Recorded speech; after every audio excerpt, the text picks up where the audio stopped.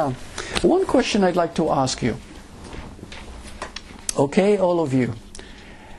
Have you ever had a moment, sometime, an experience where you felt such emptiness that it scared the living daylights out of you? You thought there was, like, something was really serious going to happen?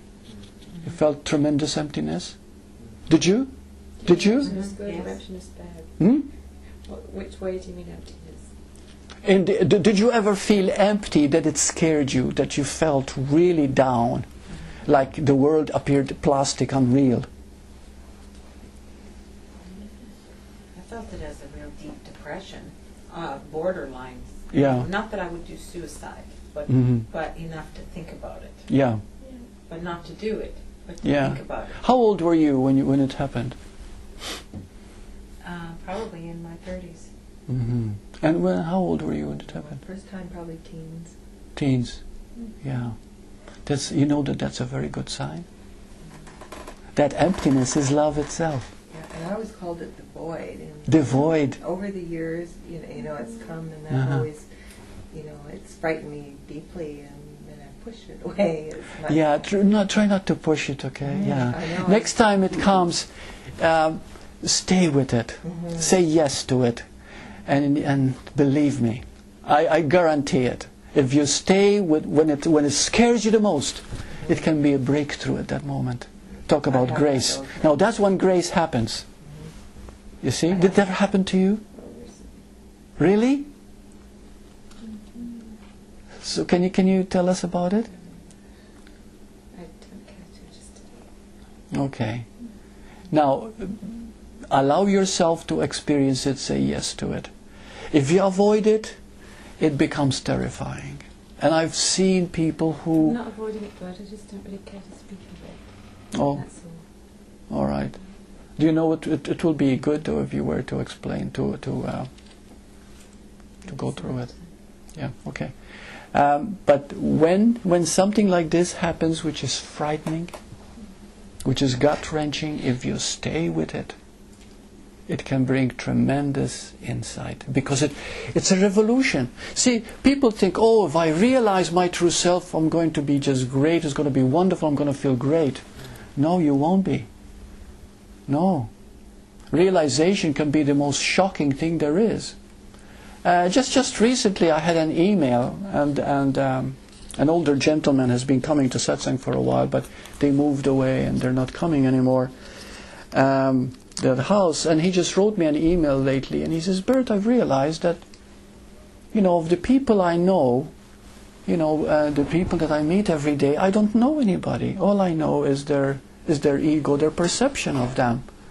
What is wrong? Can you explain it to me? And I said, this is a wonderful thing. He was kind of shocked, because he has so many friends, but he found that it's all superficial. He doesn't really know them. He realized that he never really knows the people. And I said, yeah, that's quite a realization. You never know anybody. You can live together for 20 years married, and you'll never know each other until you realize. Was that? Is that Al by any chance? As I haven't seen him for quite a while. yeah, was that? Carry on. Yeah, you see, You never really know until, if you live with someone for 20 years. you never really know until you begin to really love them beyond yourself. As long as you are wanting their love, as long as you need them to love you, there is that still me. But when you come to love them for themselves and love them, then you begin to go beyond the image, beyond the personality, beyond their habits, beyond their idiosyncrasies, beyond their past, and you begin to see them as they actually are. As they actually are. Really, you are a goddess. And you all are. You're God, you're God. I mean, this is a fact. We are that, really, because the now is beautiful, it's complete, it is total. It's always fresh, always alive. But we have an image that is based on memory. There's nothing wrong with it per se. But because you identify with it, you forget how pure you can be in the moment. You see, you forget the love and the peace that is always there. And you forget it, and when you forget it, you live from the image. And when you live from the image, anything bothers you, anything hurts you, and you become defensive. It was Assaggiola, the founder of psychosynthesis, who said 95% of all our energy is spent protecting, defending, and controlling ourselves, our self-image. Isn't that something? Which is just an illusion. And which is just imagination, because that's what image is, an imagination. But imagine if you see the image as just something that, it's a story that has come about.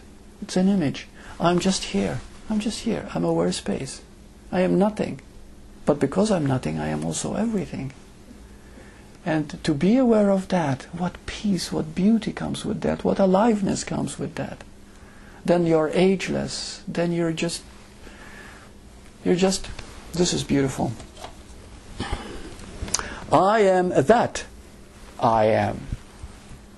If you give me a name, your eyes will see me with that feeling. If you give me an age, your mind may know me with that much energy. If you give me a personality, you may think you know me. Allow me to be nameless and to be ever-changing. Allow me to be ageless and to live in this moment. Allow me to be nondescript and to melt into your needs. If you feel you must name me, let my name be love. If you feel you must age me, let my age be forever.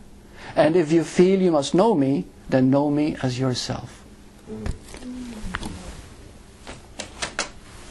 Isn't that beautiful? That's really the crux, isn't it? That's it. Knowing as yourself. Know me as yourself. As and it brings us back now to a relationship, to true love. See, many people live together and they become bored. And then they say, well, sex is not as good as before. Well, heavens, of course not. You know.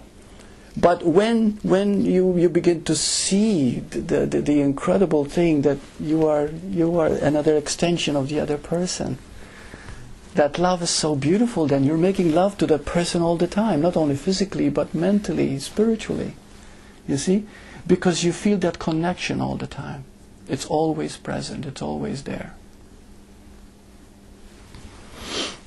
I had another question, another thing to ask.